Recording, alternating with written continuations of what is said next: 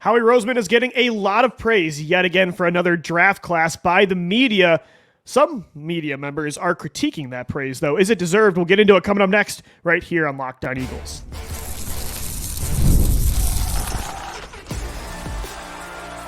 You are Locked On Eagles, your daily Philadelphia Eagles podcast. Part of the Locked On Podcast Network, your team every day. What's up, Eagles fans? Welcome into a Tuesday edition of the Locked On Eagles podcast. I'm Louis DiBiase, your co-host. You can find my work also over at Bleacher Report. He's Gino Camilleri, our scouting director, fellow co-host, and analyst also over at Bleacher Report. On today's edition of Locked On Eagles, we're going to get into some Howie Roseman praise from the draft, if it's deserved as much as it's been, plus winners and losers from the draft from an Eagles perspective when it comes to players and coaches already on this football team who was positively and negatively impacted by the draft. Thanks so much for making Locked On Eagles your first listen each and every day. Today's episode is brought to you by Monopoly Go. I admit it, I've got a competitive side, and it's a big fan of Monopoly Go, the mobile hit twist on classic Monopoly. So join your friends and download Monopoly Go, now free on the App Store or on Google Play. And Gino, we're one of those platforms that have been completely praising Howie Roseman for this 2024 draft class. I said personally on paper, it's my favorite draft class since I've been doing this podcast with you for the last 7 years. Maybe in my lifetime, they've just never drafted so many guys I'm excited about. But Pro Football Focus has given them an A at least over the last 3 drafts. I normally don't like to give attention to national sports media and the opinions because most of the time it's very takey and, clickbait happy, and I don't want to give them the attention because that means they win. But Nick Wright of Fox Sports was talking about Howie's praise and how it was in a critical tone, in my opinion, how he was discussing how he gets all this praise because he drafts the closest to the media consensus boards, like players that the media likes the most, how he drafts the closest to what the media likes. And it felt like a critique to me because he pointed out players that haven't panned out just yet. But, I mean, one thing I'll agree with, like a lot of the praise from the paper job how he's done hasn't always fully developed yet from some of these guys, although the story hasn't been completely written. But I don't think it's a negative to draft consensus. Like, I think what used to make Howie a bad drafter is he was always trying to be the smartest guy in the room and take Jalen Reagor over Justin Jefferson. Being more consensus and making it more simple, I think, has helped turn around this reputation of his. You're right when you say when we talk about it, they win. And it really irks me, though, because when you follow sport, it's like a storybook that you've kind of written from whenever your fandom started out, right? And to say those things about Howie Roseman is so the most recent gun in the chamber type of approach, right? Where if we're going back 5 years ago, it's the opposite. Nobody was applauding him for getting Andre Dillard and Sharif Miller in that garbage 2019 class. And I mean, go back to 2013 when he's drafting Casey Matthews and he has one guy from that, or 2012 when Jason Kelsey was drafted, when one guy from that entire class made it past the year, 2015 it felt like. And guys like Dion Lewis would have to go outside of Philadelphia to find success. And the Nelson Aguilar type of picks, they just kind of were average. And Brandon Graham took a lot of time to develop. So it's so revisionist history, in my opinion, for those who have followed this team. Dude, I've been in stadium, like in Lincoln Financial Field, sitting next to people talking about Howie Roseman and how he should be fired because he's a terrible drafter. And we had conversations with people in Buffalo along the same lines back in 2019. He was a bad drafter. He did a bad job for a very long time. Has he been good recently? Absolutely. But he doesn't get to that position without having these failed drafts. And it is so survival biased towards Howie Roseman. Yes, you can critique whatever you want if he's close to the media and what in consensus, blah, blah, blah. But he's the only one that's been doing it this long. So he's the only guy that you can critique over this amount of time. Where of the rest of the guys, they've been fired. They have been fired. They have not been able to survive in a world where Howie has learned to adapt. There's also a difference. Worse. And there's a difference between, I agree that all of these draft classes haven't completely panned out yet, although the story is yet to be written on Jordan Davis and Nakobe Dean, Nolan Smith, Keely Ringo, Tyler Steen, Sidney Brown. These aren't classes that we know they've nailed on the field yet, but we also know it hasn't been a bust of a class either. So I think, though, on the field results is different than what we're praising right now is the process. We're all aware that none of these guys have touched the football field yet. I think we're more praising the process of the trades he's made, the value of getting Quinyon Mitchell without having to move up, the fact that he could get 9 picks and still collect a 3rd-round pick next year and a 4th and what a 5th. We said on yesterday's show. Yeah, that's the point. Is I'm not saying that he already is one of the best drafters in the league when it comes to nailing every class from a result basis, but from a process standpoint, I think he is one of the best drafters right now in football. And at the same time, you have to account for everything else that he does as a general manager as well, which kind of averages out to why he is as good as we say he is. And have his drafts been, let's say, Pittsburgh Steeler, Baltimore Raven-esque throughout his tenure? I would say no. But is he still one of the top 1/3 or the top 33% of general managers in the entire league when it comes to drafting and hit rate? I mean, I would say so. 90% of his lineup is homegrown talent right now from a starting basis. Look at his offense. I mean, outside of guys like A.J. Brown, but and Saquon. You spent multiple draft picks to go out and get A.J. Brown, so look at your defense too now. I mean, you got Devin White, Darius Slay, and Chauncey Gardner-Johnson. Traded multiple draft picks for. So what do you have, like multiple 4 or draft 5? Picks for Chauncey as well. Yeah, Gino, like out of 22 starters, 17 of them, I believe, are homegrown. And also, by the way, part of it's true that he's been more consensus over the past few draft classes. It's not like suddenly, though, that means he's only taking popular names or he's not taking any risks. Like, Jalix Hunt is not a slam dunk prospect that everybody was in on, Gino, on day 2. No.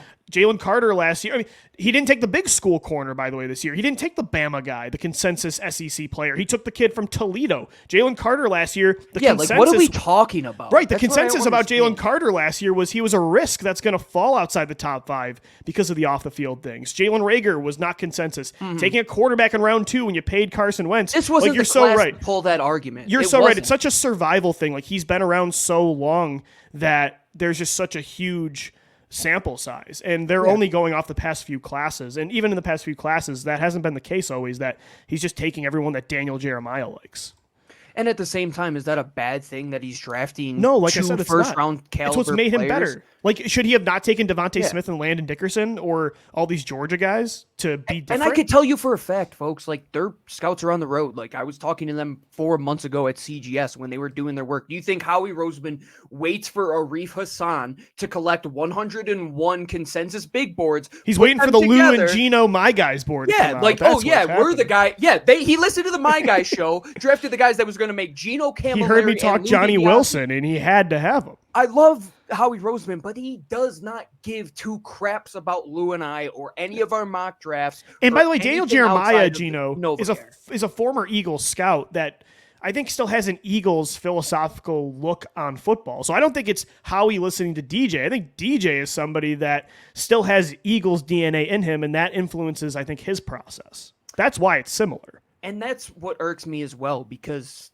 are we going to give the guy strikes against him because he drafted 2 guys that his team of scouts outlined that were first-round caliber talents at positions of need that they did vast amounts of work on? You don't think Howie Roseman, going through all these failed drafts, learned that he cannot leave every stone unturned? That's why he is where he is, and he is able to survive because he has refined his craft, man. It's like the I don't even know an analogy to kind of compare him to, but he's just been around for so long to where he is numb to some ideas when it comes to the draft. He's willing to change in some ideas when it comes to the draft. And that's the great thing about him, because he was bad and he has evolved. He completely went against the Howie consensus this offseason by paying a running back, drafting multiple defensive backs this year. Like, nothing he did. That's why 2024 wasn't the year to bring up this argument. Yeah, you could have did this maybe last year or the last few classes, but I don't know. This year, that doesn't really make sense to me. I get after day 1 last year where it's like, oh, you drafted Jalen Carter. You just keep taking Georgia players. And then you just draft Nolan Smith and you get Keely Ringo. Yeah, I get if that's the argument that you want to make. But in a year where he goes and drafts one of two MAC players drafted in 257 selections. And then after that, drafts a kid who went to a school that had to change their name from Houston Baptist to Houston Christian that I bet Nick Wright didn't even know was a university before we had this discussion within the last 48 hours. So this and again, is not the draft class to talk if about. you critique, and you can critique that these classes haven't panned out yet from an on-the-field results standpoint. But I don't think it's fair to critique the praise he's getting right now because, again, it's more of a process thing than a results thing. So, again, normally I don't love to talk about the national media topics because they try to bait fan bases and local media to talk about it. Of course, it's what their jobs are. But this one was interesting. I just gave right there. Yeah. But this one's interesting because with Howie, I think this is not normally what he does. So it was kind of confusing, like you said, for the timing, for sure. I think he is a winner, though. I would agree it was an A draft class on paper. I think it did affect this team in a positive way. For some players on the team, I think it hurt them, but it also did help other guys as well. Winners and losers from the draft from an Eagles roster standpoint. We're going to get into that coming up next, starting with winners right here on Locked On Eagles. Guys, today's episode of Locked On Eagles is brought to you by Monopoly Go. Game off. We got to pause here to talk about an awesome mobile game. I know what you're saying. Flag on the play. You already talked about that, but there's just so much good stuff in this game we got to get into. In Monopoly Go, you can team up with friends for timed tournaments where you work together to build up each other's boards. The more you win together, the more awesome prizes that you unlock. And there's so much to get. Unique stickers you can trade with friends to complete albums for big prizes, cool new playing pieces to travel the boards with, hilarious emojis for taunting friends when you smash their buildings or heist their vaults. If you grew up with Monopoly, check out Monopoly Go. It feels new and exciting every day with constantly changing tournaments and challenges, a ton, including their own unique mini games as well, like digging for treasure or a robot pachinko machine. There's always new timed events that help you win big, like massive multipliers for everything you win or rent frenzies. There's always something fun to discover in Monopoly Go. So get off the bench, go download the game now on Google Play or the App Store. Game on, Monopoly Go. Much for making Locked On Eagles your first listen each and every day.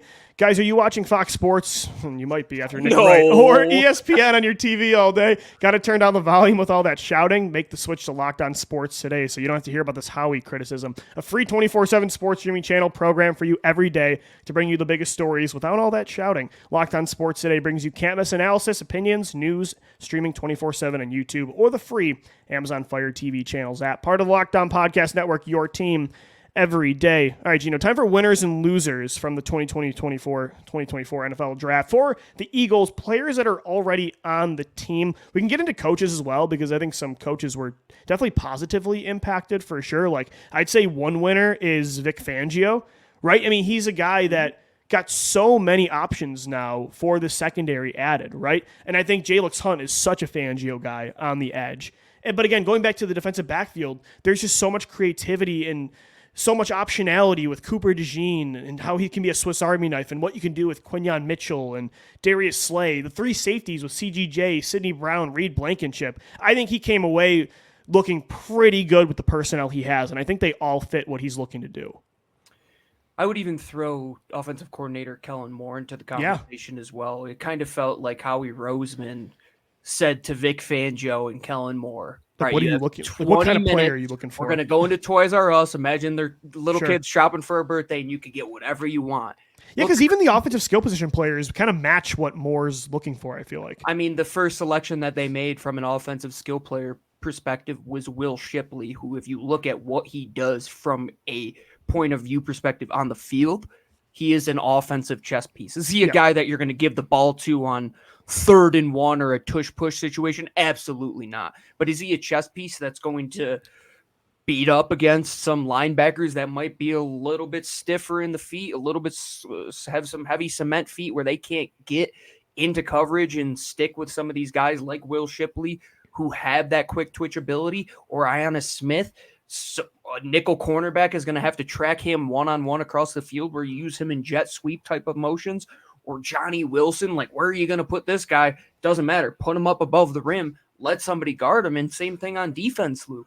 You can match up these guys every way you really want to. I mean, you're not backed into a corner with any of their playing styles. I mean, heck, even Darius Slay, you've seen travel inside at times. Right. And Quinyon Mitchell, he's going to be able to do that. He's prides himself on mirroring Darius Slay's game. And if you're going to compete for inside minutes, yeah, you're going to have to go against Chauncey, and you're probably going to see Cooper DeJean and even Reed Blankenship and Sidney Brown take. And they signed Avonte Maddox back. There's Isaiah Rodgers, I think, translates pretty well into the slot. And then we didn't even mention Keely Ringo and Eli Ricks. Is going to be great. Oh, it's going to be awesome in training camp. I can't wait to watch the defensive backs battle this summer for sure. So I think Fangio and, as you mentioned, Kellen Moore, Gino, they were big-time winners. Was there any players, I feel like on offense there's a lot of winners just because they didn't take anybody really early, especially on the offensive line? I would say from a winner perspective, Tyler Steen might be the one guy winner on the 53 that he sat back and his chair went deeper into recline mode, out of like that FIFA competitive mode where you're hunched over, right? He's like, oh, I'm chilling. I'm sipping my cocktail. I'm the starting right guard at this current point in time. They moved the locker room around to put Cam Jurgens' locker where Jason Kelsey is. Tyler Steen's lined up right next to him. It looks like it's his job to lose at this current point in time, Lou, and hats off to him, because all the questions and the talking points were what was going to be, or when was the offensive line pick going to come about? And for it to not come until day 3, that says a lot about how much they trust him. And I think a big winner too is a guy like Fred Johnson, man. Like, they bring in Mekhi Becton afterwards, but he's got to feel good about being a swing tackle on this team. And Matt Hennessy's got to feel good about his chances to be a high-level rotational player on the interior. I think all of those tier 2 offensive linemen for the Eagles got to feel really good about their chances to make this roster going forward, because bringing in Trevor Keegan, Dylan McMahon, they're probably going to make the rosters, but those are your 9th and 10th guys. Right. Heck, you could probably stash both of them on the practice squad as well. And look, Becton, it did sound like Jeff Mosher today discussed that perhaps they want to try Becton at guard, and Hennessy's going to battle Tyler Steen too. So it's not like Tyler Steen has no sort of competition, but he's the favorite, Gino. And if they would have drafted if they would have brought in Fuyaga or Fatanu on day 1, or, drafted Cooper Beebe or Christian Haynes in the second round, at that point, those guys are probably going to start at right guard. So Howie even mentioned Steen specifically in his presser as someone they're excited about. And I am too. I don't know. I feel like people were throughout the draft process overlooking Tyler Steen as if he wasn't an early day 2 selection from a big-time school that I think showed some promise, especially last summer. I mean, Stoutland was having him play tackle every single position in the preseason. It felt like outside of center, Tyler Steen was playing, and he held his own at every spot. So I'm a bigger fan of Tyler Steen, I think, than some might be. And I think the Eagles showed that they are, too, by not bringing in anybody early on. Doesn't mean he's going to be the full-time starter and the unquestioned player. He's definitely the weakest link or the most unproven of this starting unit. But, yeah, I mean, that was a big weekend for him. It's tough to even call him the weakest link because he played meaningful minutes for you last year. And you don't even know if he's, I don't even want to say weakest link, just the most unproven. Right. This isn't a Chance Warmack, Stephen Wisniewski rotation. Who was the guy from 2020? Jerome Brown or something? I don't even want to. Jamon Brown? That was Jamon Brown who sacked the guy that took the selfie picture with Lamar after letting Carson get sacked. Yep, 100 times. Yeah, that was bad. But I think Jeff Stoutland truly has a type for what he wants at that right guard spot. He's trying to find somebody who emulates Brandon Brooks, and he hasn't found that guy Lane yet. Johnson said that Steen gave him a lot of Brooks energy last summer. I mean, look at who they bring in. If you talk about playing Mekhi Becton potentially at guard, look at Trevor Keegan. These are mammoth human beings at the right and left. They definitely got a lot bigger on the offensive line this week for sure. They're willing to go small at center. Yeah, McMahon's put the other 4 positions. Those dudes are gotta be mammoths. I mean, Mekhi Becton would be one of the biggest guards to ever play the position. What is he, 6'7", 3'4"? I mean, he's just huge. I think Jeff Stoutland on the interior has identified what he's willing to work with at the guard spot. You might not be the best in pass pro right away, but if you're a mauler and you have the size and skills, and he believes he can train you into being somebody in pass protection that you could work with, those are the winners of the draft, man. I think anybody who Jeff Stoutland identified to get drafted, doesn't matter where it is, you got a spot on this roster. I think Jordan Davis and Milton Williams are winners too, Gino. Like, they already were going to have huge roles in 2024. and would be top 3 players in this rotation. But maybe not if they would have traded up in the first round, or if Byron Murphy fell in their lap, if Seattle didn't take him, or let's say they took Johnny Newton in the second round, they trade up for him instead of Cooper DeJean, a clear pass rushing specialist at DT next to Jalen Carter. At that point, Jordan Davis, like, they are admitting, we see you pretty much as a 2-down player that's going to be at the most the 3rd guy in snap count for this position. And Milton Williams too, like, he was a free agent. If they draft a pass rusher inside, I don't think there's any way they give him an extension with those other guys in house. So I think those two definitely came out winners. Again, they already were going to have a big role this year, and it's not like they're awful guys, like terrible players. But again, depending on what they would have did day 1 or day 2, their roles and their long-term futures in Philly could have definitely switched up. I would throw arguably the entire defensive line in there too, because to hear what Howie Roseman had to say about the Jalix Hunt selection, saying that obviously he's going to be a project type of player. He'll be your 5th guy year to develop. You got to feel good if you're one of those big 4, man. Like, Nolan Smith knows he's going to get a lot of reps, and even BG in his last year, he knows he's going to have a chance to go out there and get between 6 to 8 sacks this season. And Bryce Huff, go make your money. Josh Sweat, go make your money. Milton Williams, go make your money. All these guys, I mean, Bryce Huff did get paid, but Sweat, Williams, Jordan Davis, these might be talking points for extensions moving forward if they can play that role and give Howie a kind of peace of mind that he didn't make a mistake not drafting guys at this position and waiting to get Gabe Hall as an undrafted free agent on the interior. Yeah, although I do like that move, getting Gabe Hall. Oh, dude, that's undrafted the was best big. UDFA pickup I've seen in quite some time for this Philadelphia Eagles team. That's the thing. It's an exciting even back 3 at DT. Like Moro Jomo, somebody I'm a big fan of, and hopefully he's a lot healthier this year. He had that neck injury in the summer that kept him out for a little bit. I mean, Marlon Tuipulotu, Gabe Hall. That's definitely a very young group, but there is a lot of potential, and Howie's giving them an opportunity in 2024. Those guys are the winners of the draft. Who came out in a negative way after Howie's job in 2024 for the NFL draft? We'll get into that coming up next right here on Locked On Eagles. As we roll along, this episode of LOE is brought to you by our friends over at FanDuel. It's playoff time in the NHL. My Avs are looking for the gentleman's sweep. So are the Boston Bruins, and all of the games that are being played tonight in the NHL are gentlemen's sweeps. So if you want to do a little gentleman's sweep parlay where team won 1 game, but the other team is going to win 4, you can do that over at FanDuel right now. And if you're a new customer, you're going to get $150 in bonus bets guaranteed. That's $150, win or lose. It doesn't matter what draft grade you get from Nick Wright. Your bet is going to give you back $150 in bonus bets, win or lose. Slam dunks, slap shots, home runs. You can bet on it all. Over unders, parlay it up, whatever you enjoy. Go do it over at FanDuel today. Visit FanDuel.com/lockdown. Make your first bet and automatic win. FanDuel, America's #1 sportsbook, the official sportsbook of LOE, the entire Lockdown podcast. All right, Gino, I think there are some players that did not come out winners after the draft based on what the Eagles did. Again, some winners like Tyler Steen, huge vote of confidence for him after they didn't take a lineman early. Jordan Davis and Milton Williams. Vic Fangio just gets a ton of new chess pieces on all 3 levels. Even you could say Dallas Goedert was a winner because there's no replacement in sight at tight end, and that group is still very lackluster behind him. So he was another winner too. For losers, I think there's a couple more that came to my mind. Like, you look at 2 cornerbacks, of course, because you bring in Cooper DeJean and Quinyon Mitchell. James Bradberry and Avonte Maddox, like your 2 starters of the last 2 of your 3 starters of the last 2 seasons, they could either both be backups this year, both could get cut, maybe one or both of them start, but I highly doubt it, man. Like, I think you look at DeJean in the slot, he's going to play a lot of roles in this defense, but I think he'll be better than Avonte Maddox this year, and he'll be more reliable as a tackler and from a health perspective. So those 2, their jobs are on the line for sure.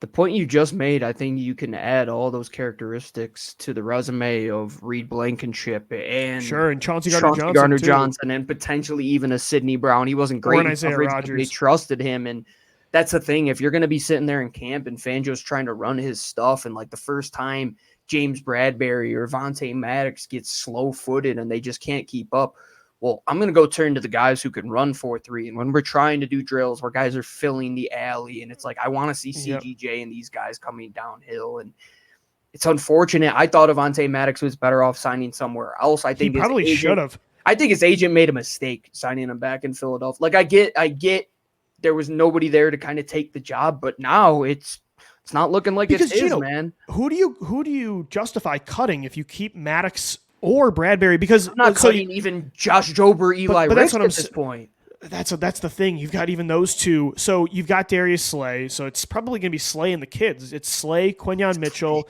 Cooper DeJean. So that's to me your top three. Then you got Ringo, Ricks, and Rogers. I'm already at 6, and I haven't mentioned Bradberry and Maddox. You just mentioned Jobe. By the way, Reed Blankenship, Sidney Brown, and CGJ all have versatility. They can play inside. I don't know if I would keep either of these guys on the roster. I know maybe you want one more proven player. And Josh Jobe does, and Eli Ricks. That's the thing. They don't play special teams either, and I don't want James Bradberry playing special teams. He can't run.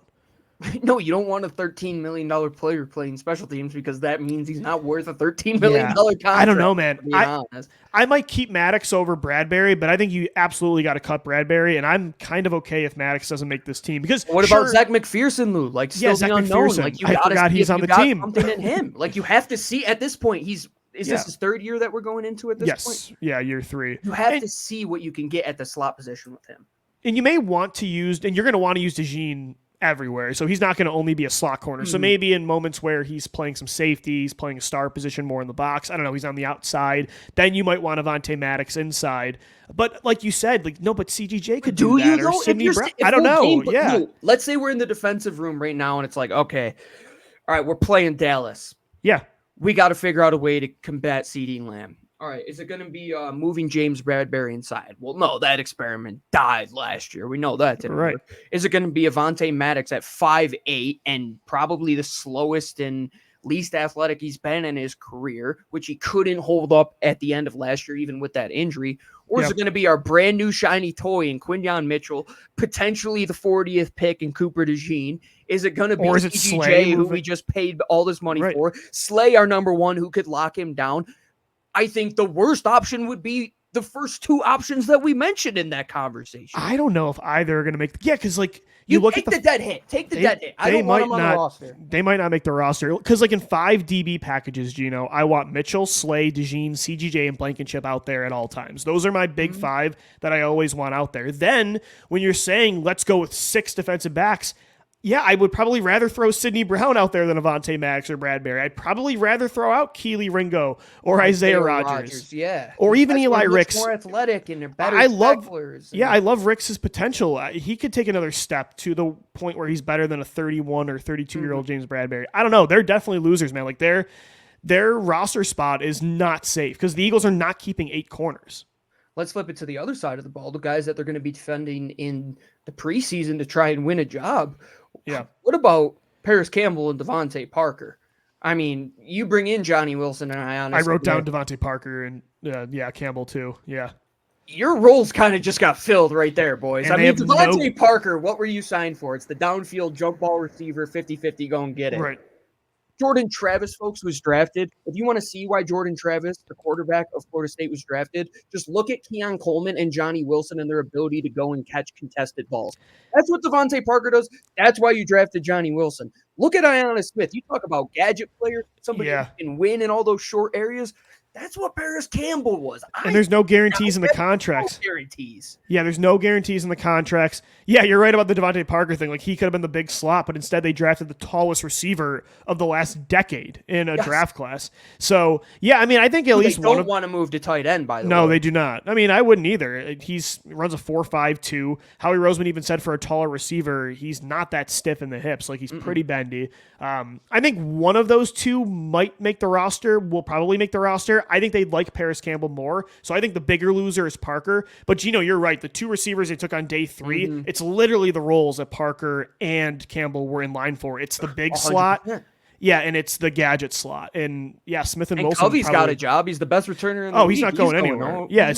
You've got 3 guys already locked into roster spots. So there's maybe 2 spots left. I think Covey might be the biggest winner, too, because it's like if he looks at those 2 draft picks at wide receiver, just to jump back to winners here real quick, and he's saying, Yeah, Honest Smith, he can bring some special teams value, but I mean, he's not a true route runner like Britton Covey could be in that position, and neither is Parris Campbell. And if anybody's going to play those big slot reps, it's going to be Johnny Wilson. So if I'm Britton Covey, he might be in the consideration for wide receiver 3 next year. Although I will say from a special teams perspective, they did, and Covey was incredible last year, so his job's not in danger, but they did add and it's a good thing too, even removing Covey from the equation. Returner depth. They have finally, it's the first time in years, they have some really good options like Ainias Smith, of course, Britton Covey, Cooper DeJean, won a few games a year for Iowa because of his return ability. Will Shipley, come on. Yeah, Will Shipley is absolutely someone you want in the new rules era of the kickoff game. Like, they added a lot of returns. Hey, winner Michael Clay, man. Like, we got to give him his props. He's going to have some young athletes that special teams unit turned it around already last year, Lou. Yeah. In a year where was the depth as deep as it was in 2022, where he didn't have the best unit. You talk about now where he's kind of refined his planning and his ability to be a special teams coordinator. Now with this youth that he has, all the coordinators are winners. I think I agree. Older guys are losers. If you're young, athletic, you're a winner on this Philadelphia Eagles That's team. That's a good point. Yeah, it's a perfect clear way to direction, cap it. man. Yeah, I totally agree. And I think it's exciting that, if you're young and fast, you were a winner. And if you're old and slow, give me the youth. That's going to do it for today's edition of the Locked On Eagles podcast. Still your daily Philadelphia Eagles podcast, 5 days a week, even after the draft, Monday through Friday. We'll be back for 3 more shows this week, Wednesday, Thursday, and Friday as well. For Gino Camilleri, I'm Lou DiBiase signing off for now. As always, thanks so much for downloading, watching, and listening. Thanks for making us your first listen each and every day. Let's go, Birds. Fly, Eagles, fly.